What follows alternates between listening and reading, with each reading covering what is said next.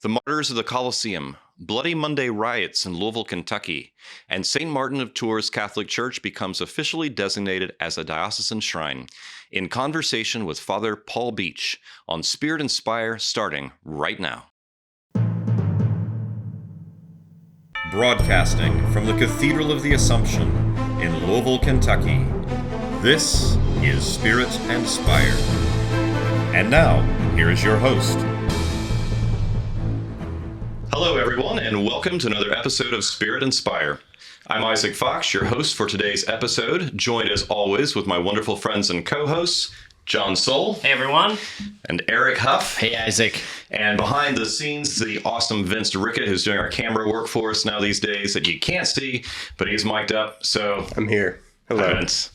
All right, we also have a very special guest on today's episode. Also very special for me. Father Paul Beach is the pastor of my own home parish, St. Martin of Tours, and I think we're going to hear some exciting news about that a little bit later on.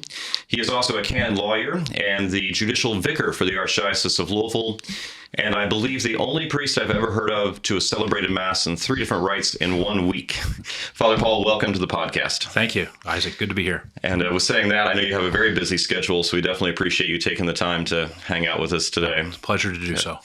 I know that we do want to talk a little bit about some cool things that are happening at St. Martin's, but would love for us and for our viewers and listeners to hear a little bit about you. If you wouldn't mind sharing some background, we always love to hear vocation stories as well. So maybe a little bit about how you became a priest would be wonderful. Sure. Well, I'm born and raised in Louisville, and therefore I say the name of the town right. That's correct. Louisville. That's right. I've studied enough at places elsewhere that I get a lot of grief for that, but I say it proudly now. I am from Louisville, not Louisville. Anyway, I'm born and raised here. Attended St. Stephen Martyr Grade School, went to St. X High School, and at that kind of period in my life started to discern, a vocation to priesthood, and entered seminary after graduating from St. X in 1993. So I attended St. Meinrad College Seminary and St. Mary's in Baltimore, Maryland. So I had I feel like a real diversity of experiences in seminary. I went from the top of a hill in southern Indiana, surrounded by farms, to St. Mary's in Baltimore, right kind of in the city, so on the East Coast. So it was a good diversity of experience in that regards. I learned very quickly, being a city boy at St. Meinrad, that you woke up in the morning, the hierarchy of farm smells was a very real thing. Of course, they didn't have air conditioning in most of the seminary buildings at that time. This was still back in the dark ages of 1993. Right. So you the first couple months, of the semester and the last couple months, you prayed in the morning that when you woke up, you smelled cows.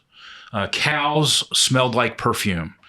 Compared to turkeys. Turkeys, were the worst. So there was a dairy farm, there was a pig farm, and there was a turkey farm. Yeah. And it depended on which direction the wind was coming from, what you smelled. Right. And you had every door and window open because there was no air conditioning. Talk about a hierarchy. Oh yeah. You learned to pray, in that fashion, a little bit more fervently, maybe, and that the wind would blow from the cow direction. So that's funny. I grew up in the country, and I know exactly what you're talking about. The turkey farms. There was one not too far from our house, and we had to drive by it regularly. Where someplace we would go, and when we were kids, we'd all try to hold our breath the entire way down that road. Yeah. Fast forward a few years, I was ordained, and I was assigned to 2 parishes out in Meade County. Okay.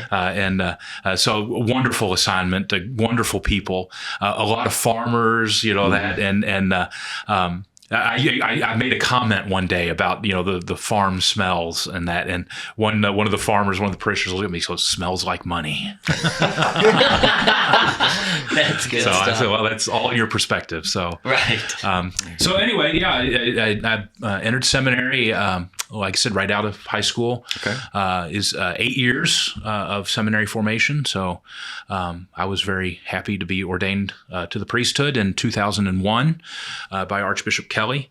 And was assigned as associate to St. Patrick's out in East Wood out by Lake Forest. That was my first assignment. Is that when they built the new building, too? It was. It was the same year that the new church was consecrated. Wow. By Archbishop Kelly. So, and yeah, Father Jack, who was the founding pastor, was my first pastor that I served with, and then I was at St. Margaret Mary for 2 years as an associate with Father B.J. Breen, who used to claim that I was there on a golf scholarship, and that wasn't too far from the truth. My golf game was in very good shape back in those days.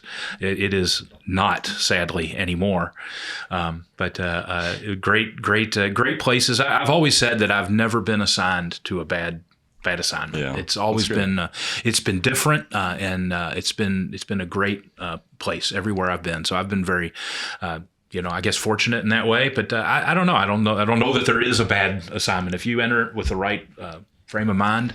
It's true. It's perspective. Yeah. You're there to serve the people as best you can, and there's wonderful people everywhere. So I was in St. Margaret Mary for 2 years. Made pastor for my first pastorate in Meade County, Brandenburg, and Flaherty. Okay. So I've been pastor of both St. Martins. We have two St. Martin of Tours in our archdiocese. Well, look at that. So I started with That's got to be unique. Yeah, I started with the first St. Martin, which is in Flaherty, which is the older of the two, amazingly, because they're both quite historic. But I was assigned as a pastor there and was there for 4 years. And then Archbishop Kurtz got the bright idea that I needed to go back to school and get a degree in canon law, and which I did. I went to Washington, D.C. to Catholic University. Okay. Yeah. And got my canon law degree, and then came back home. Was pastor for just a year in Mount Washington and Taylorsville. And then during that time, I was named the judicial vicar, Gotcha. Isaac, like you had mentioned. And then after a year was sent to St. Martin's. So kind of a significant assignment to me because St. Martin's had been my home parish. I'd grown up and gone to grade school at St. Stephen's, but I actually started going to St. Martin's when I was in high school. Gotcha. And it's kind of a funny story and perhaps kind of part of my vocation story. I was at St. X, and everyone, of course, has to take 2 years of a foreign language. So everyone in my class was signing up for Spanish, French, or German. Right. And I, at the time, had thought, well, maybe I want to do something in medicine, I want to be a doctor. I wanted to be different no matter what. So Sure. I chose Latin. And they actually had it on the course list that you could choose from. But the problem was that they didn't have anyone to teach it, which kind of a problem when you think about it. Yeah. Well, 7 of us out of my class of 320 or however many of us there were, 7 of us signed up to take Latin. And the word got around to the brothers, Zavarian brothers, over at the Riken House, where they were living in retirement, and that there were 7 boys who wanted to take Latin, and they didn't have anyone to teach it. So Brother John Joseph, God rest his soul, Brother John Joseph, at 83 years old, thought that it would be a good idea to teach the 7 of us Latin for 2 years. And if he only knew in advance what that was going to entail, I'm sure, would have never agreed to that. Probably kept him from having any time in purgatory. We kept him young. We kept him young. He was 83, but we kept him young. But brother, in all seriousness, brother was a tremendous influence on all 7 of us, Yeah. and on me as well.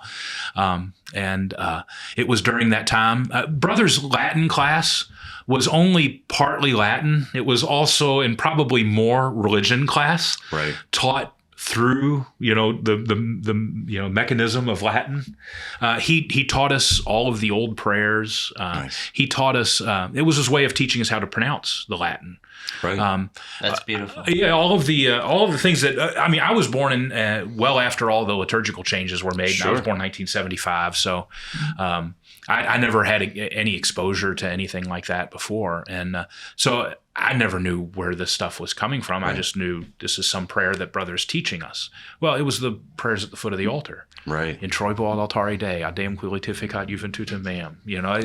I was 14 years old, and he's teaching me the the prayers at the foot of the altar. Wow. And now you celebrate Mass also in the Yeah. extraordinary form. Now I don't have to use the card because brother taught me Right. at 14 years old awesome. all of the prayers to use there. And I love that this is all part of your heritage here in Louisville. You know, growing up here, going to high school here, and having that deep sense of belonging that I think strengthens your ability to. I mean, not that someone can't from the outside come, but it's just a different perspective, like you said. Like some people might look at whatever parish you were assigned as a pastor and look at it as like, well, this one smelled like cows, this one smelled like turkeys. But you're saying every place has been beautiful, and so your time at St. Martin of Tours, I think, will also bear fruit in its own unique way as a natural extension of your vocation. That's beautiful. And you are in your third term now as So a pastor? I've been How many there years has it for been? 11 years. 11 years, Yeah, okay. Yeah. Yeah. So we're assigned as pastors. We're assigned for terms of 6 years, and typically that can be renewed, Okay. for a second term. So I had been in nearing the end of my second term. So Okay. although with our developments as a shrine, that changes things a little bit, but not necessarily. I serve now at the good pleasure of the Archbishop. Right. So if he decides that he wants me to move, then I move. Right. So, of course, that's the way it would have been regardless. But Because I know my wife and I had started attending St. Martin's when Father Clotter was there. And then I remember just being a few years after that you became the pastor. So I was trying to judge the time frame there. So one of the things for any of our local viewers or listeners who may not be familiar with that particular parish is, of course, the importance of liturgy there. The very beautiful liturgy, very reverent liturgy, but also the fact that we're one of the few parishes around that does celebrate in both the Novus Ordo, the ordinary form, and in the Latin Mass, the extraordinary form. And the music. There's like that. The history of the music at St. Martin's is just unbelievable. yeah, I mean, just and back to my story too about my involvement there, with brother, and teaching us the Latin. Of course, St. Martin's has had the Latin Mass for many years, and brother took us to St. Martin's. really, Yeah, okay. and as a 14-year-old, I'd never experienced anything like that. Sure. And I think a lot of people who, you guys, and Isaac, I know probably you especially have that experience of walking into the church for the first time, and there's something about the place. There's a sacredness there.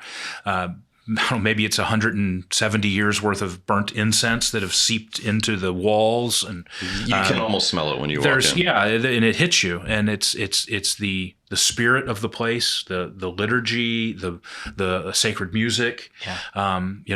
There's something that is very compelling about the church, and I think there are churches like that. Yes. St. Martin's is one of those, and that I was at an age during high school when that was very influential, and I was raised Catholic. My parents both were very devout Catholics, come from a very strong Catholic family. I'm very fortunate in that regard, and I grew up an altar boy, and all that goes into that milieu, but you're in high school and you're getting to be that age where you're being forced. You wake up on Sunday morning and you're not real anxious to go to church. And then, of course, my family, we went to the 7 a.m. Mass, Oh, my. And my God bless her, my mother, my sister and I would protest, of course. We were that age. And my mother very gleefully would look at us and say, "Are you a celebrator or are you an obligator?" And I told her, I said, one day I said, "I'm a sleeper-inner." And that didn't get me anywhere with Mom. But here I was at a place, all of a sudden it's like, whoa, this is different, and different is good. Yeah. And it's new, and there's something compelling. And I all of a sudden, I started telling my parents, I said, "Can we go to church at St. Martin's?" There was something about that. And And that Mass was at 10, 11 a.m. or? no, in fact, it was at 6 p.m. on Saturday. Day. Okay. Oh, even better. Oh man, so kind of an odd time for a Latin mass, but that's God bless them. That's when they did it. There's something to that. It lifts the soul to God. The sacred music, the architecture. There's something beautiful about the environment and aura that a place like that does with the history and the prayers of the people and the relationship with God that would have inspired them to develop and sustain such a beautiful place of worship. And the perpetual adoration, 24-hour perpetual Eucharistic adoration. The presence of Christ there is palpable. At that time, it was before the perpetual adoration began. That would have been in 1996, I think is when that was. And so this would have been a few years before that. But they were still having adoration every day. In the afternoon from noon until 6, and then there was benediction at 6 p.m. Wow. Because once I got a car and was able to transport myself, I was going down for adoration, in the afternoons and serving benediction. Yeah. So a lot of the days during the week I would serve benediction at 6 p.m. And I just got more and more involved in the church. So it makes sense that you're back. Well, it's ironic, I mean, God bless him. Father Robertson, who was the pastor then, is probably rolling in his grave that I'm the pastor. I doubt that. Hopefully, he's pleased about it. But he referred to me as one of his sacristy rats because I seem to be always around, And that's back when they had the restaurant. When they had the restaurant in the rectory, the Afro-German tea room. Father Robertson was really a creative sort, and he opened a restaurant in the rectory, and he used the proceeds to support, various parts of the, missions of the parish. There was a Montessori school that he operated, and it was a way to introduce people. They would, this was known as one of the great restaurants in the city, and people would come and they'd be exposed to the fact that this church exists and this music program exists and the liturgy, celebrated there in its own unique way, and it was a tool of evangelization, really. Sure. So was this the start? I know that there was a time when St. Martin's was kind of just a urban parish in decline, and then some steps were creative steps were taken to kind of point it in a different direction. Is this? Yeah, well, this would have been So just a little brief history of the parish. It was founded in 1853, so this is our 170th year. Wow. Since the founding of the church. And it was founded as a German parish. Yeah, it was a daughter parish of St. Boniface, which existed before, which was also a German-speaking parish. While all the sacraments, of course, were in Latin, the preaching was in German, confessions were heard in German. The majority of the people by far were native German speakers who had immigrated to the United States, first generation or second generation. Someone told me once how many breweries there used to be in that neighborhood. It's shocking. I mean, it was like 30 breweries in that one little neighborhood. Wow. So it was very German. Hefeweizen everywhere. Yeah. And of course, after World War II, people started, migrating away from downtown and moving out to the suburbs. And you had the baby boomer generation and that. And being a parish is defined in territorial terms. There are boundaries, and the people who live within the boundaries of that parish are the parishioners at that church. Well, that all started to decline with the decline of the neighborhood immediately after World War II. And so with the Catholic population leaving the neighborhood, there were fewer and fewer people at St. Martin's. And by the time that Father Robertson got there in the late 70s, there was, hardly a dozen or two people at Sunday Mass. And in fact, Father Robertson, the story is that was told by Archbishop McDonough, that I'm sending you to this church. It's likely going to close, and so you need to start making preparations for that to happen. And Father Robertson, being the innovative type that he was, said, well, if that's going to be the case, maybe we can draw people back to the neighborhood, and do something creative to do that. And that's what he set out to do. And in many ways, that's what he accomplished by he restored the pipe organ, got the pipe organ, back where it was operational. Come to find out, it's one of the most outstanding instruments, certainly in the city and really in this entire region. Yeah. I mean, what Stradivarius was to the violin, the makers of this pipe organ, the Ferrand and Vodi Company, were to the pipe organ. Yeah. And it's a remarkable instrument. He hired someone, who was a real musician who could take advantage of the instrument. Hired a choir, recruited a choir of really outstanding, musicians, and he was quoted by saying that if I can't fill it with people, I'll fill it with music. Oh, that's great. And he filled it with music, and the people came. The people came. Like a Field of Dreams, sort of a moment. That resonates. I've played baseball my whole life, so it's sense of if you build it, they will come, and trusting that if we, and by building it, it's not building the kingdom of God as if we're the ones doing it. It's more revealing the kingdom of God that's always there in the human heart, and being open to God's grace to fill us with a sense of wonder and openness to Him that would allow us to trust in His providence to then bring restoration, resurrection, and true worship the way we have always longed for. Yeah, and it's centered, with the liturgy and really focusing on giving worship to God, and it also at the same time began with service, to the poor. Because one of the other things that Father Robertson did, very soon was to create the Schumann Center, right? Which is still going strong today. Which is a center that provides social services. It's a food bank, clothing, all of those things that are necessary to help, the poor and the less fortunate in our community.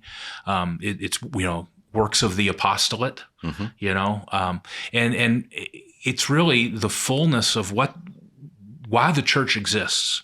Is to give worship to God and to serve the people. Yeah. And Father Robertson had the vision and the uniqueness that he was in the right place at the right time, and he was the right person, and really started a revitalization of the church, and started drawing people to the neighborhood, to come to St. Martin's, to go to Sunday Mass, to be involved in the social outreach. Since then, Father Cousins was there. That's when the Perpetual Adoration began, was under his time. The Golden Arrow Center, which is kind of a sister operation to the Schumann Center, which focuses particularly on women who are pregnant and have children, up to the age of 7. Yeah. So it's a part of our pro-life, mission, is that, we need to tangibly assist people who are in that delicate, fragile state, to help them choose life, right, and to provide the necessities that are required for that. And so it's a remarkable place. I've been very privileged to serve there. I was privileged to be a part of it before I was ordained. I celebrated my first Mass, after I was ordained at St. Martin's. So I get to celebrate Mass on the same altar that I had my first Mass on, and that's significant. That's something that I don't take for granted too. That's amazing. I remember for myself, the first time that I ever entered St. Martin's was actually before I entered the church at all. That was on the journey, and it was probably around midnight. It was quite late. And I was going through a trying time, and a friend of mine who was Catholic had told me about this church that was open 24/7 that never closed its doors. And I knew really nothing about it. I didn't know about the Perpetual Adoration. I knew nothing about the liturgy. I just walked in there in the middle of the night, and I know that it's hard to say this without sounding cheesy, but it really felt like I had stepped into heaven in some way. Just the experience of being in there. It's otherworldly. In that place. It's otherworldly. Yeah, that's exactly right. Some interesting connections here. So kind of moving back a little to an earlier time. So you mentioned the founding of the parish, which was 1853, I believe it was a German parish. And then wasn't St. Martin's one of the kind of centers of the storm during the Know Nothing riots? It was. Yeah. Maybe tell us a little bit about that. This is quite an interesting bit of Louisville history a lot of people don't know. Yeah. So there was a lot of anti-immigrant sentiment in American society during the latter part of the 1800s. And there was a political party that came about that was known as the Know Nothing Party. Fantastic name. Really. I mean, it doesn't seem like a marketing strategist would pick Know Nothing as a title for anything, really. But early 80s punk rock band or something. Yeah. And so there was quite a bit of anti-immigrant sentiment, and even rose to the point of violence, and what we came to be known as the Bloody Monday riots. And St. Martin's being a place of German immigrants, was not the only location of violence on that day, but it was certainly one of them. It was the Archbishop, a bishop at that time, Martin John Spalding, who, with the mayor of Louisville, were able to come to St. Martin's and to quell a bit of that violence that was occurring that day. There was an angry mob that appeared at the church, ready to burn it, thinking that, as odd as it sounds, that we were stockpiling arms, the Catholics, for an political uprising that was going to take place, and that St. Martin's was the location of one of these stockpiles. And so they were there to basically burst into the church and burn it to the ground. And thankfully, with the cooperation of the mayor, is it Barbie? Yeah, it was. Barbie, and the bishop was. They were able to allow some people to come in and say, "Here, come and look. There are no weapons here," and thankfully they were able to kind of quell a lot of the violence of that day. But nonetheless, it was a violent period in our city. There was a number of, it was over a couple dozen at least people who were murdered that day. Including a priest. Who is buried in the Undercroft below the cathedral where we are here now. So that connection. Yeah. So St. Martin's has a role in that. I had heard it was the last stop. That it kind of was the end, was the mayor and the bishop. Where it finally fizzled out. At St. Martin's on the steps saying, look, we got to cut this out. This has to end. Yeah. Was Mayor Barbie, was he a know-nothing himself? I'm not a historian, but my understanding is that he was not a Catholic supporter, shall we say. Yeah.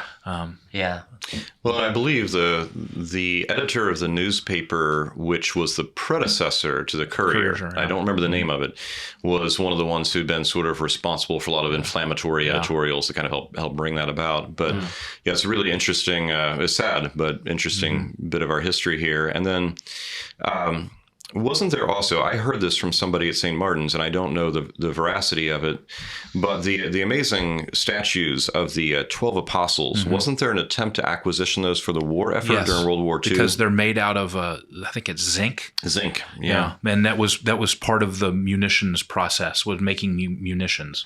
So one of the ingredients. St. Martin's they really tried to make it a weapons cache. It's ironic.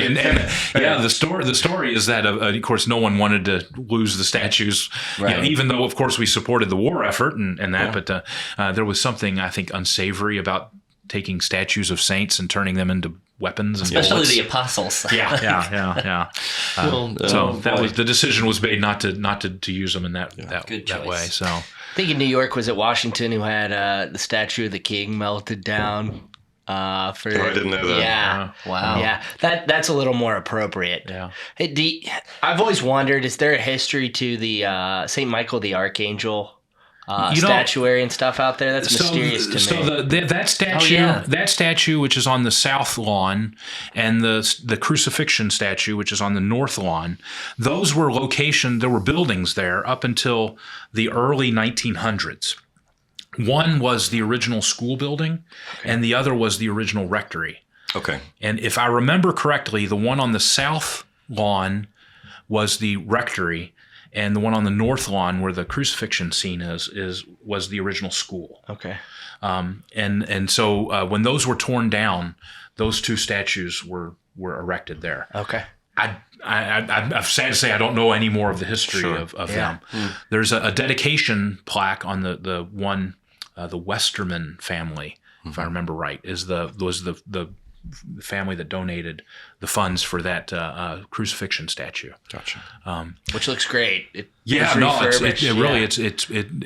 it's turned out nicely. That it was damaged in a storm, so we had the opportunity to restore it and do some work to it. Sort of a forced opportunity. Yeah. Don't discount a well-placed act of God. I've discovered as pastor over the years. At my school, we got new flooring that way recently. Oh, did you? Yeah. I was in Brandenburg, and we got hit by a tornado, and ended up getting a new roof as a result of it. But so I got to live through a tornado in Brandenburg. That was exciting. Gotta be fun. I'll never forget the Tuesday night before Ash Wednesday, and the tornado. That's scary. Yeah. That should be like What a Holy Week. your biography title. Yeah. Autobiography. I've got a couple potential titles for my autobiography when I get around to it. It's either going to be titled The Boiler Priest, because of all of the HVAC that I've had to do over the years, different assignments, or it's going to be In Search of the Great $2 Cigar. Nice. So we'll see. So this history of the St. Martin's Parish, which I think is going to bring us up to things that are happening now, which are very exciting. And we can't not talk about St. Magnus and St. Benosa too. Yeah. Yes, of let's course. definitely get there. But there's a connection. You were mentioning Father Robertson that I thought would be kind of ties in with all of this, with yourself and with the parish. So Father Robertson was a convert. He was. Correct? And he was an Anglican priest prior. And that was in the days before the ordinariate became a thing. Well before, in the 1960s. Yeah, and he... didn't he have a fair amount of personal fortune he'd inherited that he himself put into? His parents left him with a significant inheritance, which was helpful when it came to starting some things at St. Martin's. He was able to kind of do that with his own, kind of initiative. It's amazing to look back at this period of time where it looked as if the parish might be closed. And that's not that, it's just a few priests ago. And it seems that Father Robertson was really that tremendous turning point in what is now a very, very thriving parish. But yes, Saints Benosa and Magnus, again, for anybody who may be watching that is in Louisville and hasn't been there, or who comes to Louisville, this is one of the really special things, not only of our parish, but this entire area. So tell us a little bit about those. So St. Martin's is a place of significant relics. And first amongst all of them, of course, is the full skeletal remains of two 3rd century Roman martyrs.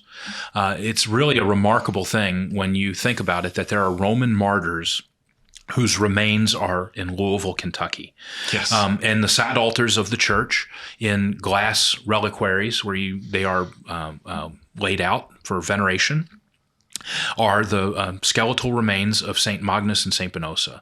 The story is that St. Benosa was a Christian.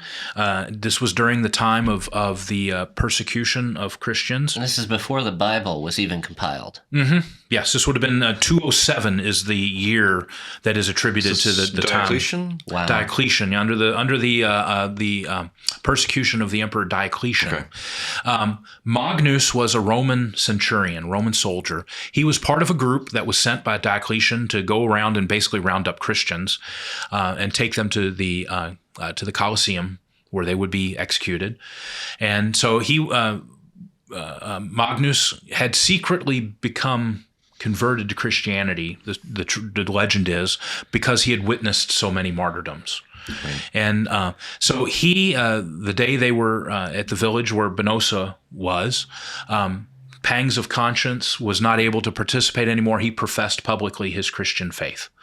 And so the other soldiers, presumably, they took Magnus along with the other Christians, of which Benosa was part of that group, and took them to the Colosseum where they were martyred, and their bodies were placed in the catacombs in the outskirts of Rome, where they remained for about 1,400 years. In the 1600s, they were exhumed, and they were taken to a convent of nuns in a little town north of Rome called Agnani. That was located in what were the Papal States. Okay. So these tracts of land that had come into the control of the church through the centuries. They were located there at the convent, and they remained there for about 250 years. until there was an uprising, political revolution in the Italian government that ended up in the unification of Italy as a country, as we know it today. But it also meant that the church lost control of the papal states; those were seized, and the Italian government basically forced the closure of the convent. So the relics of St. Magnus and Venosa were returned to Rome. This would have been the late 1800s. Late 1800s. So Pope Pius X or Leo the 13th. Leo the 13th and prior, really. Yeah. And so they were in Rome for a period of time, and then the pastor of St. Martin's at that time, he made a request for relics. This was a time, it's particularly here in the United States, where relics were a very important, significant part of the kind of popular devotion. And still, of course, to this day, they are. And he was requesting relics for the church. And I can only imagine the expression on his face when Rome wrote back and said yes, and Rome sent 2 full skeletal remains of Roman martyrs. Magnus and Venosa, their remains arrived on New Year's Eve, 1901, at the train station. What do you suppose the reasoning was? I mean, that far away, not maybe a major church. That's a great mystery. That I would love to know the answer. These are coming in our hands, and we don't have a place to store them, so we'll dump them off on this place. Why Louisville, Kentucky? Yeah. Who knows? Yeah. I mean, I think it's interesting. This was Monsignor Zabler. When I reach the kingdom, hopefully, I'm going to look up Monsignor Zabler and say, what in the world did you say that got them to respond with that kind of two amazing. 3rd century Roman What's martyrs. interesting to me, it's like the late 1800s was also the time we were talking about Bloody Monday and the things taking place during that time. So I imagine this would have been a few decades after that. Yeah. Well, you think of the blood of the martyrs as the seat of the church, and so there's some level of beauty that exists there. That at the exact same time as such persecution was taking place on Catholics in our archdiocese. That we would then receive symbols, and I mean not symbols, but the actual physical, remains, actual remains of these martyrs who lived this very persecution centuries before. Well, and even at this time too, when around the time that they came over here, around the uprising in the Papal States, there's this. It's crazy that they're martyrs of the Colosseum, because there was a huge debate in Italy that the Colosseum, is it like the Pantheon where it's become a Christian shrine? And the argument was, no, that only happened later in the 1400s. And, the new regime's argument was there weren't these martyrdoms. There weren't that many killed. Know the story of St. Gregory the Great taking somebody asking for a relic and him just taking soil out of the Colosseum and put it in a piece of paper and giving it to him. That those are all unfounded. The argument was that the Colosseum is just a pagan monument and it should be a museum, and which it kind of is today, and that they should take the Stations of the Cross out of the Colosseum, which they did at one time, but we still have the stations there now, so that's changed. And their whole argument was not that many Christians were killed here. Was the whole weight behind it, which is obviously not true. And they tore down the cross in the Colosseum at that time. I can't give you a year, but I find it so amazing that we have the full-bodied skeleton of not just Christian martyrs of that time, but of martyrs of the Colosseum that still bear witness. I want to say real quick, Father, could you give us like a bite-sized catechesis on relics? Because we're talking about relics and like what it means to have them, how important that is. Well, that's a good question. A good point to make is that why do we venerate relics? And I think it comes down to the fact that we are flesh and bone ourselves. We are. It's incarnational. As human beings, for us to connect to something, to understand something, we have to touch it, taste it, feel it, put our hands on it, see it.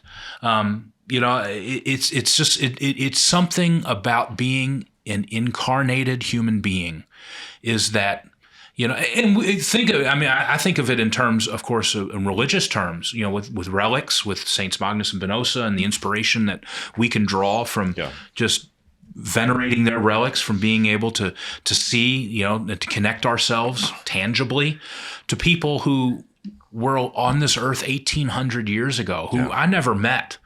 And I get a kick out of thinking that their remains are in a part of the world that they had no idea existed. Yeah, that's amazing. When you think about that, to me, I get the biggest kick out of that. They are in Louisville, Kentucky, and they didn't. At the time, they'll be like, "We're resurrected where?" Yeah, I don't know where I am. Yeah. I don't think. But there's something about our human nature that you see it in infants. What's the first thing that an infant wants to do is get their hands on something, put it in their mouth and taste it, look at it up close. There's something that is important about tangibleness. Yeah. I think it speaks of the I think unity that's of at the the heart of body it. of Christ, too, that it's Christ through his members, through his body. I was thinking as you were talking of a really interesting part in the development of doctrine by St. Cardinal Newman. Because, for somebody like myself, I came from a Protestant background, and there's, among people who are not Catholics, there's many objections to relics, that imagine it being some kind We're of... accused of worshiping lots of What's things. the difference between Worship and venerate. And venerate. Exactly. It's an Anything important we have distinction. respect for seems to be referred to as worship. Yeah. But this idea that maybe it's some sort of pagan kind of idea. And Newman, I think, handles this very beautifully. I had heard arguments, for example, from Scripture. In the book of Acts, we have examples of people taking handkerchiefs that have been in contact with St. Paul's body and using them to heal people. Well, that's the use of relics. St. Peter's shadow was doing it, right? So that's even less. That's even more remarkable in a way. But Newman makes this point that there is something very distinctly interesting about the Christian when it comes down to how the Christian approaches the relics. And that is, you may have pagan examples of worshiping ancestors or whatever, but they had a horror of dead bodies. Yeah. And the same is true. So Christians are going to be coming either from a Jewish background at this time or from a pagan background. And the Jews had this same, contact with a dead body made you ritually unclean for however long. The Greeks and Romans, the pagans, had this horror of graveyards and dead bodies. And it is the Christians, this idea of Christ's triumph over death, that suddenly it's like, this isn't scary anymore. This is actually really precious and cool and sacred. Is actually a very brand new kind of idea in the world.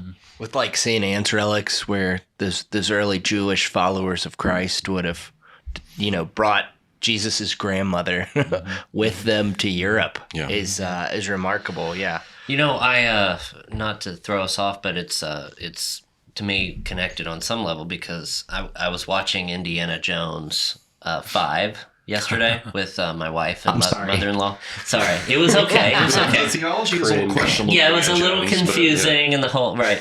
But one of the main focal points, or maybe to some who watch it, they wouldn't have connected it, but I immediately saw the connection, is that consistently throughout the movie there was small visual references to the spear of Longinus, right, that would have thrust into the heart of Christ. Of course, they described it as a fake and all of those types of things. I don't understand those things. And then they launched into the weird Archimedes style of destiny and stuff, and that's fine. But what I'm getting at here is the whole makes spear. perfectly good sense. This is coming full circle. I can feel it. Right. The spear piercing the heart of Christ, is that considered a relic in that sense? And do we have that and things like that? I think we do. I don't know. It's part of the relics that are contained at St. Peter's in the Vatican. You do The spear. actually, because I didn't know so. that. I don't know for certain, but I think so. They even have, they have relics that that I've seen. I haven't inspected the paperwork of like the Last Supper table. And a table? Pieces, slivers, and what else? Oh, the true cross. They have the sign Yeah, that's at a church in Rome. I've seen it. Yeah. I didn't know until a few weeks back. I had seen that online, and I thought Jesus I was mistaken. of Nazareth, King of the Jews, and written in 3 different languages. On the sign? Yeah, Yeah. a large portion of it is at Yeah. the Church of the Holy Cross in Jerusalem in Rome. Wow. Yeah. That's Well, in amazing. the Shroud of Turin, don't forget that. Yeah. I Yeah. mean, Well, of course, right. Yeah, that's But I mean, just from, like I said, from a human perspective, not even a religious, exclusively religious perspective, there is something about having a tangible connection to something that is otherwise intangible, and the faith of the martyrs. Well, we can talk about the faith of the martyrs, but to actually go and see the remains of martyrs, Yeah. it gives it a whole new dimension, a whole new connection. And I was born and raised a baseball fan. My father, raised me as a good Cincinnati Reds fan, and I was alive just soon enough to catch the tail end of the Big Red Machine. That's right. And I have great pictures of me at the old Riverfront Stadium with my old Johnny Bench jersey because he was my favorite. Hey, they're making a comeback Yeah, now. well, and they are, and although they got swept by the Brewers this weekend. that was bad. But anyway, I have a baseball on my office, bookshelf that's autographed by Johnny Bench. Wow. He was my favorite player from back then. That's a connection to a part of my life when I was growing up as a kid. My baseball, hero was Johnny Bench, and I have an autographed baseball from Johnny Bench.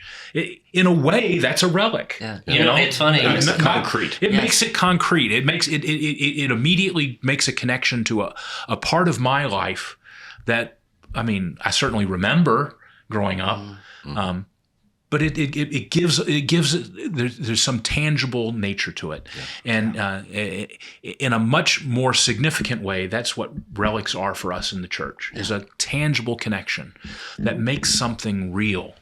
The faith of the martyrs, the witness that they provided. What other church, in the United States has, such an opportunity to connect yourself, to the faith of the martyrs, from two who offered their lives as a result of their faith, which was in 200 years, was in its infancy. Yeah. They were able to offer that ultimate sacrifice for their faith. How can you not be inspired by being in the presence of their remains? When you were talking about that opportunity too, I had a professor that I got to celebrate Mass on a tomb of a Roman martyr just the weekend before last. Yeah. And I'll do it again next month. I saw that. That was awesome. It's amazing. I was there. I had a professor, and he was in New York City, and he gave tours of all the churches in New York City. But when I said I lived in Louisville, Kentucky, he's like, "Have you ever been down to St. It wasn't a shrine at this point." So I mean, even he was do thrilled. a Google search. Do a Google search of St. Martin of Tours, Louisville, and the first pictures you will see are generally of the saints. Yeah, Just because it's such an amazing thing. It's absolutely Yeah. fantastic. I had another question that was something I've been wondering about for a while, but I've also actually had somebody else ask me, and I don't know how to answer it. So as Catholics, we have pretty strict funerary and burial rules. You only relatively recently can you get cremated, and you still have to be buried in Catholic cemetery and all of that. So and the question was so we have these strict practices, but then why is it in the case of a saint we just throw them in the chipper and they kind of go That's a great one. everywhere all over the place? Yeah. Give me a piece. Give me a piece. Yeah. So how do we reconcile this? There's a great story. I hesitate bringing it up because it's kind of macabre. Right. But Saint Catherine of Siena, do you know her story? So she died in Rome. She's from Siena. She died in Rome. And her body was placed in the church of Santa Maria sopra Minerva, right beside the Pantheon, where it remains to this day. Well, the people in Siena were so offended that the Romans would keep the body of their saint, St. Catherine, that they stole into Rome in the middle of the night, broke into the church, cut off her head, and took her head back to Siena, where it remains to this day. What? Yes. She's in two separate areas. Her body is located in Rome. Her head is in Siena. That's amazing. And it's one of the more remarkable places that I've celebrated Mass is on the altar in Siena. Oh, wow. Where the relic of her head is literally, as you're standing, when you're standing at the altar, her decapitated head is looking at you right in the face. That is definitely macabre. It's a bit macabre, yeah. But perhaps an argument to the extreme about the relic part that we're talking about. I can't help but think that it goes back to one, the connection to celebrating the Mass on the tombs of martyrs, which is a strong, devotional practice. For a long time, it was not only custom, but it was mandatory that you, as a priest, could only celebrate Mass on a consecrated altar where there was contained a relic. And doesn't that come from the catacombs where the Christians were celebrating over the tombs? It's my understanding that it does. Nowadays, it doesn't have to be celebrated on a consecrated altar. However, it needs to be something worthy of, obviously, of the sacrifice of what's occurring there. But I think it goes back, in my opinion. Purely my opinion, I think it goes back to that human inclination of wanting to connect ourselves in some tangible way to elements of our faith, people whose lives inspire, a particular element of the faith, a particular aspect of it. We're told by the church to not become just more spiritual, but to become more incarnational, more in touch with our human bodiliness, but only insofar as it refers and uplifts the soul. So it's like the body opens itself to the indwelling of the Holy Spirit so that everything tangible and measurable becomes immeasurable and become sacramental, where you can see beyond. And that's reflected. That's reflected. Vincent, like you were saying, our Catholic practices when it comes to funerals and the treatment of bodies. It's like what you're talking about, John. That it's the incarnational. It's the respect that we have. We're both human, physical and spiritual. We're soul, but we're not just soul. We're also body and soul. And so therefore, a lot of the not just customs but laws that we have that we try to promote and preserve amongst our Catholic people when it comes to, funeral arrangements and that, is that we want to be respectful that this body was created by God, was redeemed by God. Jesus became incarnate, himself. God became incarnate to redeem not only the spirit but the flesh. And we believe and we recite it every weekend when we say the creed, that there is resurrection of the body and life everlasting. We're not Gnostics. In some mysterious way, this body is going to be resurrected, and we need to be respectful. And as a priest, you ask a lot of priests. The stories that we generally have are involving weddings and funerals, and the really good stories. Right. And some of the funerals, the practices nowadays. Particularly now, cremation is an acceptable thing for Catholics. We need to be careful about how we treat the remains. Yes. They aren't things to be. People make them into. Did you know you can make your uncle's remains, ashes, into fireworks? Wow. Or jewelry. Yeah. See, this is the stuff that this is what happens in a culture that's forgotten God and the importance of the body.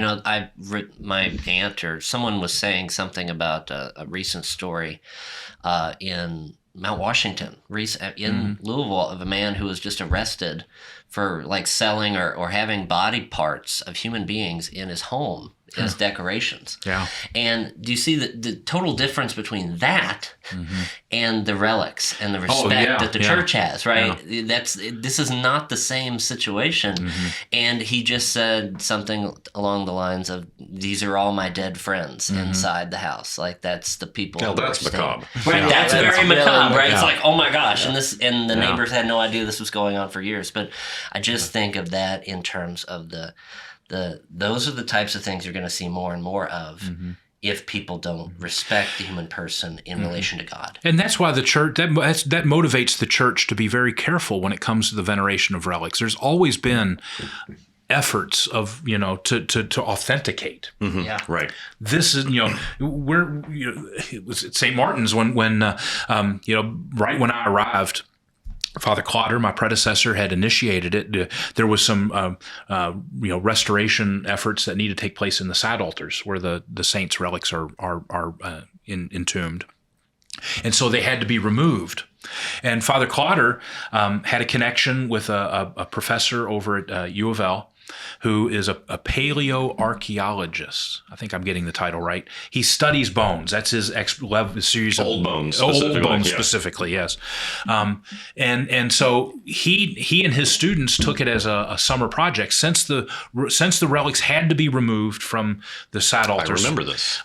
He took the opportunity to study the bones and to see what could be learned just from the close visual inspection of them. We weren't willing, of course, to have any destructive, measures taken to them. But amazingly, there's an awful lot that can be learned just from cataloging the bones, inspecting them, and conducting, not tests, but just inspections that don't involve the destruction in any way of the bones and that material.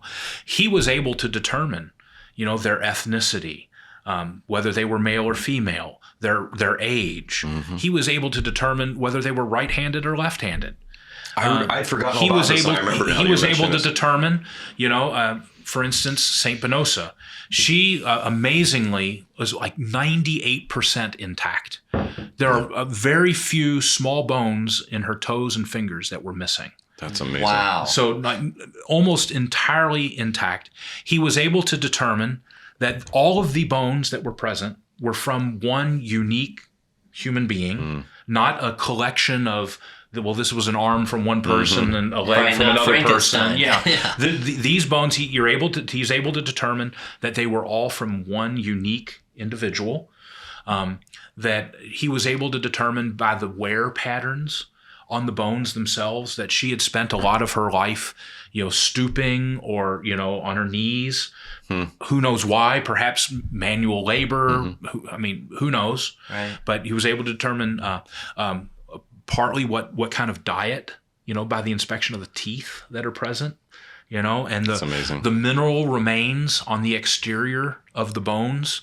See, this was the thing too, is whenever you open this up to scientific exploration and investigation, science cannot confirm what is the legend.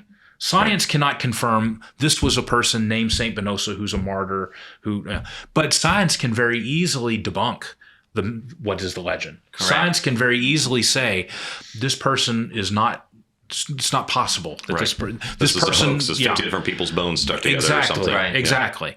Well, what was interesting was that absolutely every scientific finding that he was able to make about and his students about the remains of St. Magnus and St. Benosa were completely consistent with what the legend is that they were these people who performed these actions, who witnessed to the faith. Right. The even down to the mineral deposits that were on the exterior of the bones themselves were indicative of having spent a significant period of time in a catacomb-like environment on the outskirts of Rome. So the minerals in the soil in that particular area of the world, of the Mediterranean, are exactly the minerals that are present on the the deposits on the exterior of the bones themselves. Something very similar with the Shroud of Turin. It's one of my favorite aspects. Yeah, it's a lot of similarities between those stories. The pollen that was discovered on the shroud, which exists only in the area around Jerusalem and only blooms around Easter or the Paschal era, the Passover. Yeah. And Vincent, one thing I was thinking too, kind of an answer to your question, I wonder if it's a matter of perception a little bit, because a thought went through my mind of something that G.K. Chesterton wrote about people who say that martyrs are actually just suicides. And he says it may appear similar, on the surface, but the martyr is one who's willing to give up his life because he loves something so much. And the suicide is giving up his life because he's kind of quit loving anything. And so he's showing, in spite of that similarity, there's a very radical difference underneath. Yes. And I think you can kind of flip that idea with this case of relics is, as Father was saying, there is this respect needed for burial rites and so forth because we think the body has some value. Mm-hmm. And so I don't think that the way relics are treated, sometimes by overly enthusiastic people, right? It may seem a little disrespectful, but I think it's actually a mark of the same kind of underlying impetus. Yeah. It's a way, it's not saying in a Gnostic sense, the body doesn't matter, get rid of it. That would be truly disrespectful.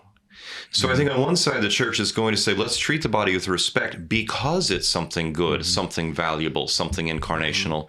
And then people who get a little overly enthusiastic and cut off some saint's head, that may not have been an ideal behavior, but I think it speaks to actually the same respect, not to it's not the opposite of respect, if that makes sense. It may be a misguided form of it, but I think there are actually very similar motivations beneath both of those. I've also noticed that whenever those that particular criticism's brought up, I think it deals with some of that discomfort with the idea of death.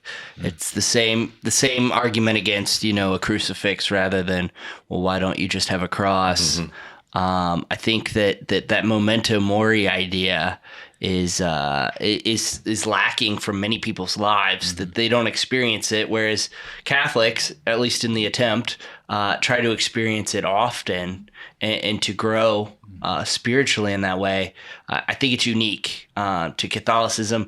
I think even in Orthodoxy, where it has similar practices, it's not presented even with the relics and everything in the same way that it often is in the Catholic Church. And I think it's jarring to the world to think about death in that manner. The world wants resurrection without crucifixion.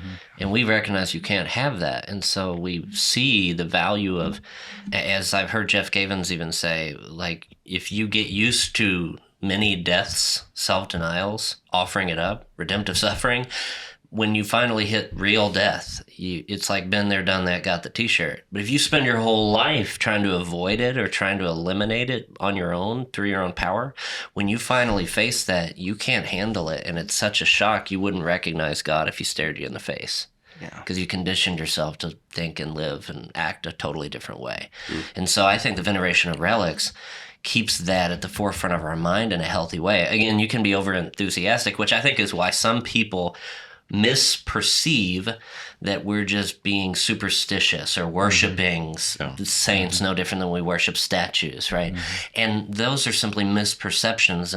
And how do you get somebody to hear the depth of this kind of reasoning and logic in the faith if they're not open to it or I think you do it by podcast, obviously. Well, of course. Right. That's why we're here. Speaking of why we're here, so this kind of all comes full circle now to what's going on at St. Martin's now. So we've talked about the liturgy, the sort of renewal and revival of the parish that began under Father Robertson, the relics that we have, all this fantastic stuff. And then Archbishop Fabre has just given us a wonderful honor at the parish. So tell us what's the big news. Sure. Well, like I was mentioning earlier, the St. Martin's was founded in 1853 as a parish serving German immigrants, German speakers, and with that as their focus.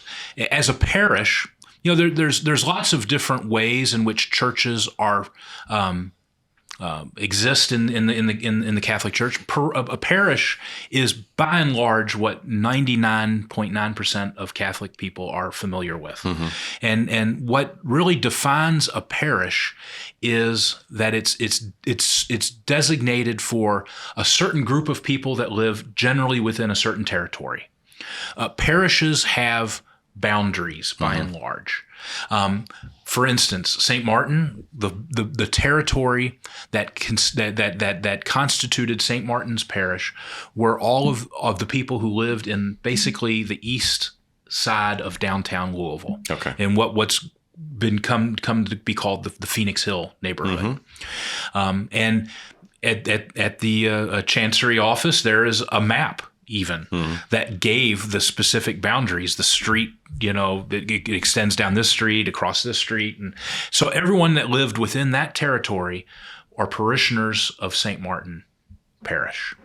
And that's the way that the church existed for years and years and years. And it was kind of frowned upon to cross those boundaries and go parish shopping, wasn't it? Yeah, it was. Yeah. And really, when you think that before society became as mobile as we are today, right? It made sense. It makes perfect sense. Right. And in a large part of the world today, still is that that reality.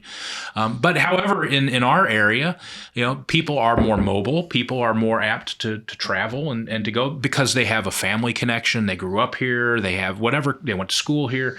They may have a different motivation. Say, I'm a parishioner. I consider myself a parishioner of parish X, Y, or Z. Right. It may not be because, I just live there.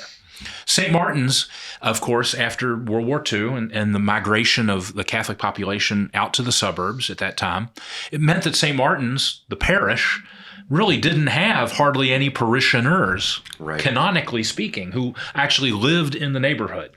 There were a few, but a dwindling number. And there was fewer and fewer reasons for people to come back to St. Martin's. The parish school had closed, by the early 1970s. A lot of the, parish groups and activities that had been very vibrant up until that point didn't exist anymore. And so St. Martin's, the parish, was really in a serious state of decline. And when Father Robertson arrived, it was understood commonly that look, this parish is going to close, and so you need to make preparations for that. Well, with the efforts of Father Robertson drawing people in, St. Martin's, the parish, faced a really important crossroads. If it was going to continue to exist, it wasn't going to exist in the typical way a parish exists. It was going to exist by becoming something different than a parish. And what it became is much, much more like a shrine than a parish. So instead of being a neighborhood thing, it's a place people would travel to go to. Exactly. And that's one of the hallmarks of a shrine. Right. A shrine exists as a place to promote devotion to the liturgy, promotion to sacred music, to acts of the apostolate, to venerations of relics of the saints. It's a place of pilgrimage. Okay. Think of, the example that I give to a lot of people who are asking me this question now that this is what we've formally become, is that what I say is that this is not this is going to make any difference day to day for us. It's a recognition of what we've already been. Yeah. Okay. This is making, to use canonical language, de jure what was already de facto. Right. St. Martin's has existed for 40 years as a shrine because it's attracted people for pilgrimage as a place of special devotion, a place of special encounter with God, with the church. You think of the perpetual Eucharistic adoration. Yes. The church has been open 24/7 for over a quarter of a century now. Yeah. The doors literally have not been locked for over a quarter of a century. It's a place of pilgrimage. It's a place where there are people who come from some distance. God rest his soul. We had a member. His name was Gene. Gene just passed away earlier this year. Gene lived in Evansville, Indiana. Wow. And he came for 20 years or more every Sunday. Wow. He would go to Mass. He would do drive, it's a 2-hour drive one way. And Gene would come and he would attend Mass. He would do his holy hour and then usually have a bite to eat and go back to Evansville.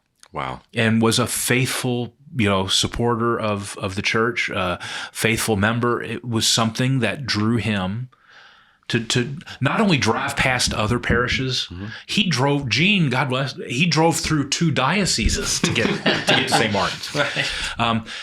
Everyone in the neighborhood, like I said, the people who consider themselves parishioners, they canonically, they didn't live within the boundaries, right.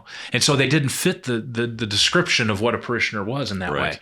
But that's why St. Martin's, the new reality, the new title of being a shrine, diocesan shrine, is really a much more accurate reflection of the identity of the place. And this is the only shrine in the Archdiocese of It Louisville? is. Yes, it is. It's our only. Now, there are 3 different types of shrines.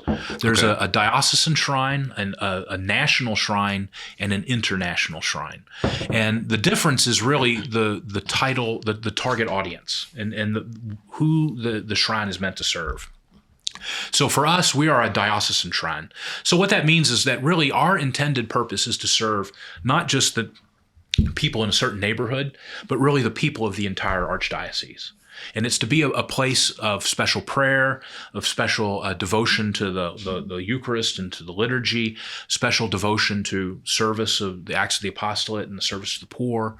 All of the parts that go into what makes up St. Martin's are really aimed at serving the entire population of the Archdiocese of Louisville, not just people in a certain right. neighborhood. And a national shrine, the example I give to people is that most are familiar with is the Basilica of the National Shrine in Washington, D.C., Immaculate Conception, place where the National Pro-Life Mass was held every year. Yes. Again, the same purpose. That church exists, and its target audience is to serve the entire United States, the entire right. country, and that's why the authority competent to create a shrine for a diocesan shrine, it's the diocesan bishop. Okay. For a national shrine, it's the Conference of Bishops of that country. So they were the ones, the Bishops' Conference for the United States, were the ones who founded the Shrine of the Immaculate Conception in Washington, D.C.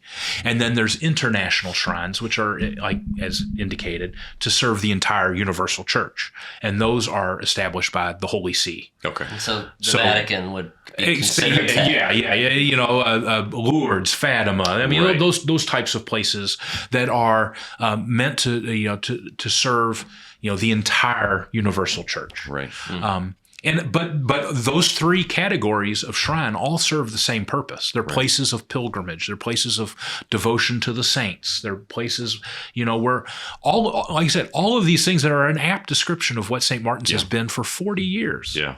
And what started under the direction of Father Robertson continued under Father Cousins, Father Clotter, and hopefully I haven't screwed it up too badly. That it's under my time. It's just been a focus of the church is really consistent with what is a shrine. And it kind of sums up too that sense, that feeling that we all have who have been members at St. Martin's of what makes the place unique and what attracts us to the parish. What used to be a parish is now a shrine. Calling it a shrine is really an apt description of what has drawn, I think, by far the majority of people there. Father, are the members no longer called parishioners now? Are they Shriners now? That's a great question. Yeah. Don't go there. I guess I don't have much of a response to that. I'm using the term members, but yes, there are some people who suggest that they want to be called Shriners now. I said, I don't know if you understand what you're suggesting. I said, if you show up with the funny hat on with the fez, then I will be worried. Parking will get better. Yeah. We have to have a circus too, or something. Right. I think with what it's you're already saying, a 3-ring circus in a lot of ways. It really is. I think with what you're saying though, with parishes in general, like there's this tendency to, and it's no one's fault. It just the culture we live in is complacency, and we can have a tendency to take for granted the fact that we even have a parish in our neighborhood or area, and for those going to St. Martin's, I mean, there's this sense of pilgrimage already, because a lot of times they're not living nearby; they're driving across town. Just getting to Sunday morning mass is a pilgrimage for a lot of people. Right. Yeah. And I think to myself, we need more of that. You know, St. Martin's is an incredible example to me of a parish that was on the verge of closing, losing everything that they had had for over 100 years. And the inspiration, the vision, the openness to God's promptings to even begin that process that would then take 40 years before you'd get recognition, to me is an incredible example of holiness, of commitment, of dedication to prayer, that all parishes can even aspire to some extent, obviously, you know, and I don't know if you can have multiple shrines pop up throughout the diocese. You could. It's up to the Archbishop. But to me, that's just an inspiration for other parishes to look at that, especially in the changing culture of the rise of, you know, what Father Mike Schmitz referred to as moralistic therapeutic deism, right? A lot of people believing there's a God, but really not having a real faith of any substance, you know, or manifested behavior. And so how do we navigate that when so many of our neighborhoods where parishes are losing members just because people aren't saying they're even Catholic anymore, not just because they're moving away. And so there's some level of what St. Martin's has already passed through the last several decades to then have this recognition. It becomes like a light, a city on a hill for so many others to aspire to. So thank you, I mean, for your work to even realize this. I don't know how long you've been trying to get this to happen. It's the Holy Spirit, I suppose. But and of course, it's the Archbishop Fob who has been supportive of that, and I think out of a recognition of this is really an apt description of what the reality, like I said, has been. And I know a number of people at St. Martin's were asking me, okay, what does this mean? Does this mean I can't go to I can't have my wedding here. I can't have funerals here. I can't have baptisms here. And depending on the person, you're like, yes, that's what I mean. All are welcome. It's a terrible song that you hear in various churches. But, I know, great song. It's a good point, though. Can I tell a story real quick? Oh, of course. Mentioning that I had a rare weekend off last month, and I don't like to say private mass on Sundays. I don't know what it is. I don't have it any other day, but anyway, long story short, I found myself at a parish outside of our archdiocese, and I feel like I had the experience of a lot of the laity, which I don't often get. But I get there like 5 minutes before mass, and I didn't have, there's so many different things nowadays. I would have concelebrated, but you have to have a letter from good standing and all these things that I didn't have.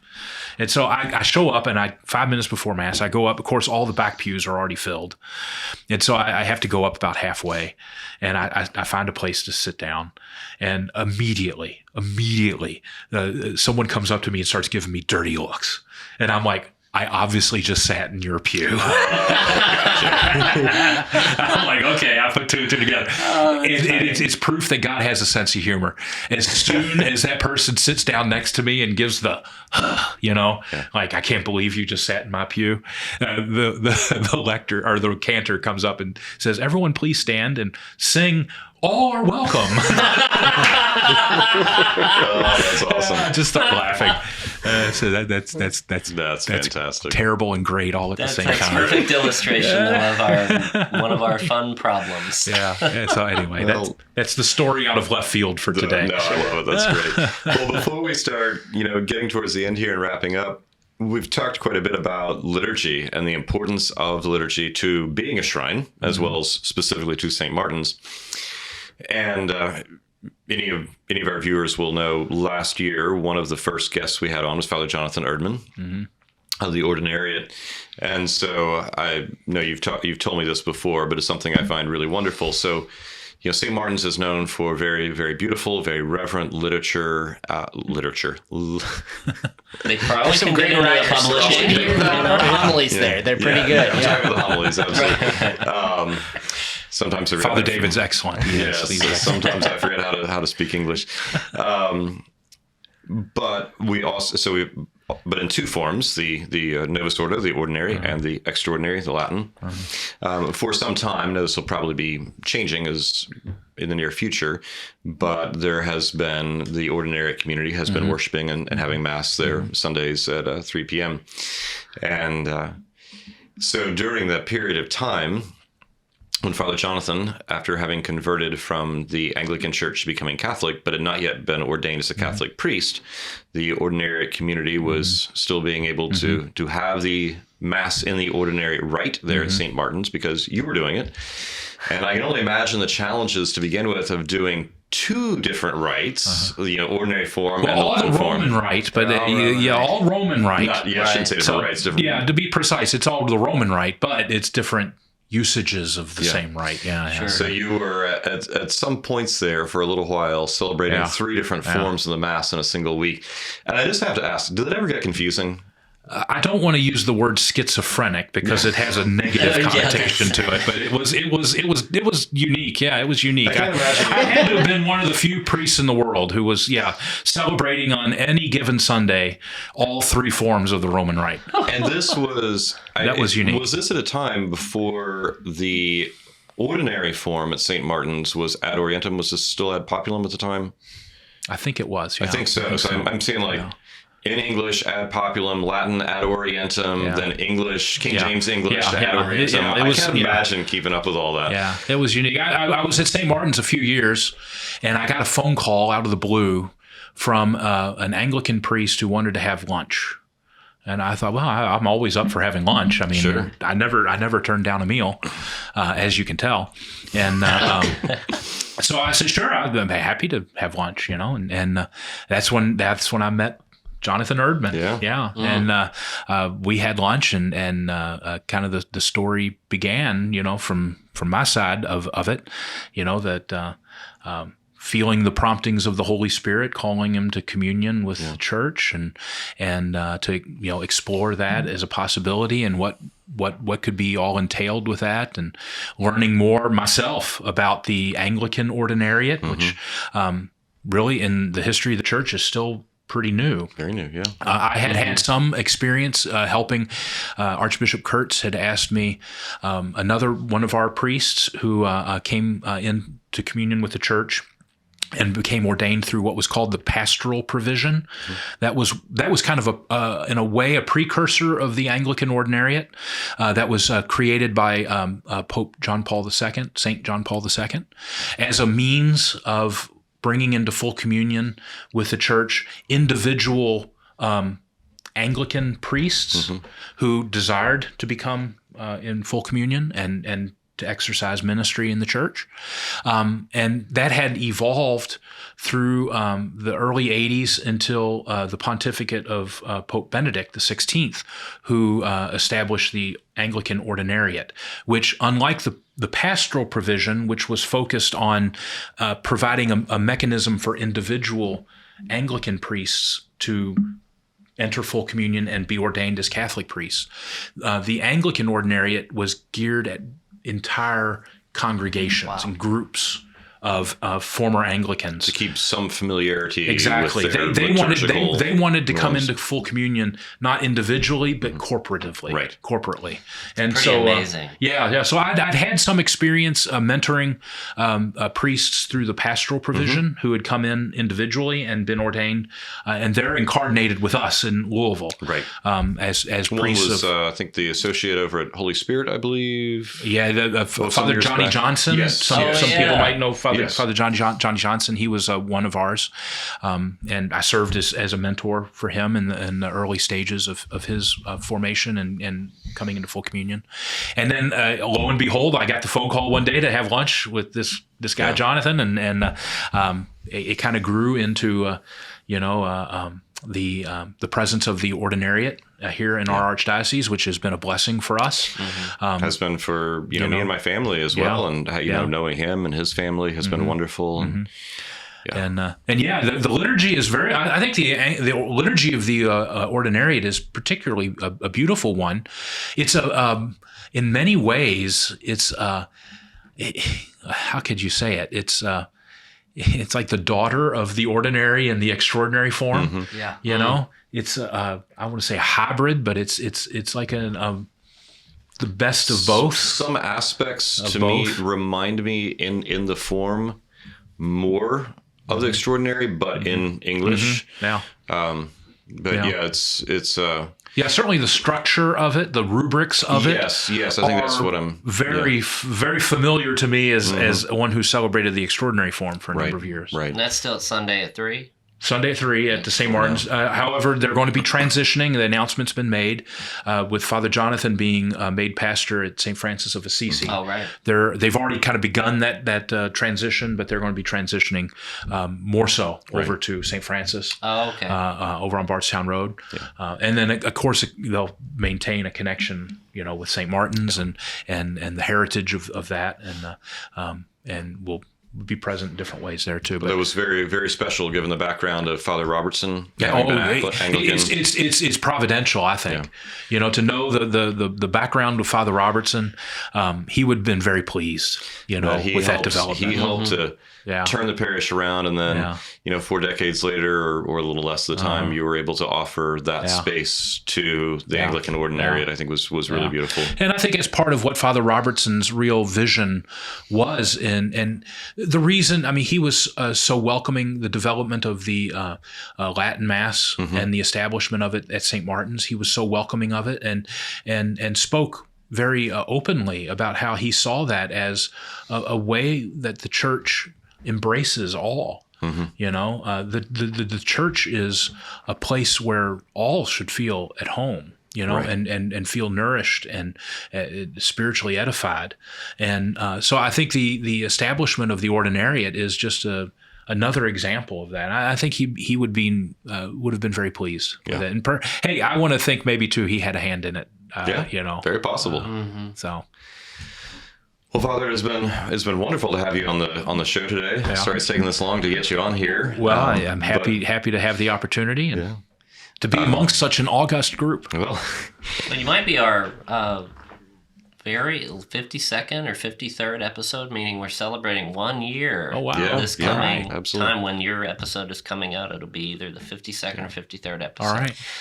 And we didn't really have the time today to talk about the thrilling excitement that comes with being a judicial vicar and delving into canon law. Let's see, we've been here another 2 hours. We can talk about that. Come on back. So we'll have to do with backed by popular demand. There was a couple Latin questions in there I wanted to ask too, and I'm like, I'll spare the listeners. But it's been I barely speak English. That's all I can say is barely speak English. That's great. Right. It's been really great to have some of the history of St. Martin's. It's very meaningful for me personally, I have to say, because you talk about how this is simply recognizing what St. Martin's has been for some time. And while I wouldn't have found the word for that, I've always used the word haven. Starting about a year before I became Catholic, and ever since, St. Martin's has been a haven to me. It feels like an island in the middle of a crazy world. There is something about it, even if I am 20, 30, 40 minutes away.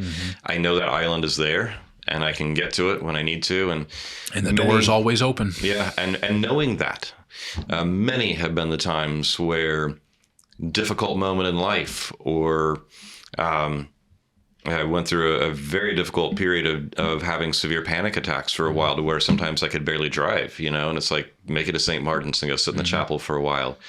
Or, long day at work, I just need a few minutes before I go home. Whatever it might be, it's always felt like it's that haven, that island. And I just was very excited that the Archbishop has made that recognition. And of course, I always continue to wish the best for the future of the parish. And hopefully this will give the opportunity for some people who haven't been there to come and check it out. to become parishioners, of course, that's always an ideal. Members. Yes. Or Not Shriners. Not Shriners. You heard it here first, folks. It's not Shriners. No. But even if not, as Father said, the doors are always open. Come in, check out, take a moment of prayer with the relics of St. Venosa and Manius. Well, and being a shrine means that you can make of this church whatever you need. Right. If it's a place, and people have done that for a long time, it's a place where you want to come and make a holy hour once a week. Is it a place where I go to daily mass because it's convenient, I work downtown? Right. Or is it a place where I go to Sunday mass, I participate in all the different programs of the parish, or of the shrine. I keep using the terminology too. But that's one of the beauties of it, is that, people, I feel, maybe I shouldn't go there because I'm not a member, you know? Well, being a shrine means that the doors are truly open to everyone to make of this place whatever is most beneficial to you. Yeah. And use it in whatever way, and that's what it's here for, and that's why we support it, and that's why it exists. Yeah, that's awesome. Super exciting. And some of the things you mentioned, the Schumann Center, the Golden Arrow, those are very helpful ministries that people who have needs can, take advantage of. And it's life. It's a matter of life or death. And this was not a life or death matter, but I had a need once from the Schumann Center. I went to mass with my family about a year ago. I think I bent down to pick up a child, and my pants completely split in the middle of them. Absolutely. There was no covering. There was no hiding it. And our lovely security guard, Melissa, took me next door to the Schumann Center and found me a pair of pants that fit. So I could continue mass without humiliating myself. So it serves many purposes. The organ's still being restored, and we've got new director of youth ministries, I think, having just started. Young adult formation. We're very excited about that, and offering some programs. We have such a young a membership. Lots of families, lots of kids, lots of young adults, and so we're very excited to be able to offer now some programming and opportunities to grow in the faith. With a 17-month-old, it's a very comfortable setting. You don't feel like you're the only person with a kid that's being a little loud. Even with the best intentions and the nicest people at some other places, it's like, wow, their kid's being louder than mine. That puts me much more at ease. Up front. Yes. If you have a child, the younger doesn't matter. Sit up front. Don't sit in the back. Let the kids see what's going on. Let the kids come to me. Let them participate. Let them be immersed. They'll be interested in the liturgy of the church. Let them see what's going on. Be an example for them. And as I tell the members at St. Martin's who might be older and not have kids themselves, as I tell them, be kind. Be supportive. This is the future of the church. If you go to a church where there aren't kids fussing, then that church is dead and dying. Yeah. But I love your advice which I've heard you say before, of sitting up front, because I think the temptation for those of us who have larger families with younger children is to want to sit in the back in case your kid gets noisy, so you can make that quick escape. But if you sit up towards the front, if you're in the back, they feel more bored because they don't really connect to what's going on. If I had to sit and stare at the back of someone's head for an hour, I'd be fussy too. If you're up front, you're like, ooh, that cool incense thing swing. They're less likely to be fussy. And so, kind of as we wrap up here, I just want to share one little story. I'm not sure I've ever told you this, but when my third child, Ezra, was quite young, 2-ish. This was when Father Clotter was still the pastor, and Ezra was always a very active youngster. He was very difficult to keep under control. And he had recently seen Toy Story and was just fascinated with Buzz Lightyear. And so my wife and I, and we had only 3 children at the time, which seems like such a small number compared to now, we're sitting and we were sitting a bit towards the front at that time. And Ezra was being challenging, and I wasn't hearing any part of the homily. And so you assume as a parent that if a child is not sitting there looking, they're also not paying attention. But children have this uncanny ability to hear everything around them while they're playing. And so he was under the pew, on top of the pew, climbing, it was everything we could do to keep him in one place. And I don't hear a word of the homily, and so I'm assuming he's not paying any attention. But I do remember somewhere in the middle of it, there was a word in the homily that struck him. Because Father Clotter said something about the divinity of Christ. And on the word divinity, Ezra stopped playing, stood up in the pew and said, "To infinity and beyond," right in the middle of Mass. Oh my God. You know, cracked up a couple people besides my wife and I, of course, wanted to hide beneath the pew out of sheer embarrassment. But from the mouths of babes. It was a special moment for sure. That's right. Well, Father, any last thoughts or anything you want to plug or talk about while we're here? The doors of St. Martin's are open, and they have been, and they're not never locked. It's a place for people to come and pray and experience, like you were describing, that sense of peace, of tranquility in the world, and that's why it exists. We're very pleased to have the support of Archbishop Fobb and the new designation as a shrine, and I mean, it's great. I don't have any product that I'm plugging. No book that I'm selling. It's the gospel. Yeah, it's just the gospel. Beautiful. Yeah, it's just the gospel. Thank you, Father. Well, Father, thank you so much for being here today. It's been a pleasure. It's been great to be with all of you watching and viewing today as well. Please don't forget, if you're watching us on YouTube, to subscribe, to like, whatever service you're watching on or listening on, like and subscribe, share, get it around to your friends, help Google share the gospel. That's always fun. Yes. Comment, yes, get the algorithms up, and get Google out there evangelizing people. It's fun to do that. So before we do that, yes, should we have a final blessing? Yes, we should. Yes, we should. Absolutely. Father, could you give us all a final blessing? Certainly. The Lord be with you. And with you too. And may Almighty God bless you, the Father, the Son, and the Holy Spirit. Amen. Thank you, Father. And may all of you have a blessed day, and we will see you here next week on Spirit and Spire.